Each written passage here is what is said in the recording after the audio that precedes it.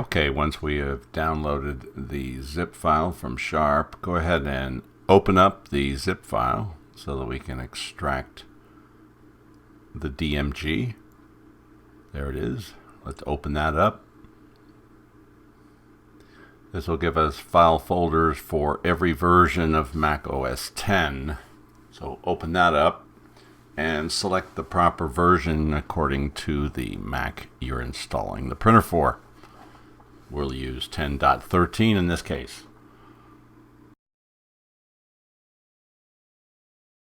Open. Continue. We're going to agree with it, otherwise we don't get anything. And install it. You'll be putting the password in for the Mac that you're installing it on. When it's done, close it and move the stuff to the trash. That's it.